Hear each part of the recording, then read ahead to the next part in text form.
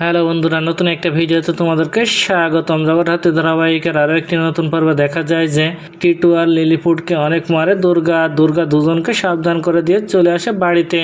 আর তখন মুখার্জি বাড়িতে আসে দিব্যা আর দুর্গাকে বলে, তোমার মাকে ভালো করে সেবা যত্ন করে সুস্থ করে তুলতেই হবে। দুর্গা তখন বলে, আমি আমার মাকে যে করে হোক সুস্থ করে তুলবো, আর এর পিছনে কলকাঠি নার্সে আমি তাদেরকে জেলে পাঠাবো। দিব্যা তখন মনে মনে বলে, আমি তোমার মাকে কোর্টে নিয়ে যাওয়ার আগে শেষ করে দেব। দুর্গা, তুমি কিছু করতে পারবে না। এদিকে টিটুকে মেরেছে বলে প্রতিশোধ নিতে লিলিপুট লোক পাঠিয়ে দিয়েছে পিতাকে তুলে নিতে।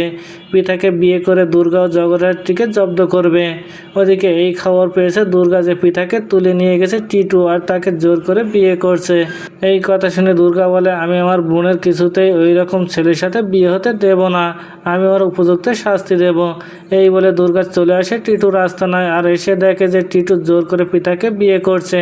আর যেই না পিতাকে সিঁদুর পরাতে যাবে তখন সেখানে চলে আসে দুর্গা, আর দুর্গার হাত ধরে টিটুর আর বলে, আমি থাকতে তুই কোনোদিনও আমার পরিবারের কোনো ক্ষতি করতে পারবি না টিটু, তোদেরকে তো আমি আজ চন্দ্রবিন্দু দেখে ছাড়বো। তো বন্ধুরা, কি ঘটতে চলেছে গল্পে এবার জানতে হলে আমাদের সাথেই থাকুন। ধন্যবাদ।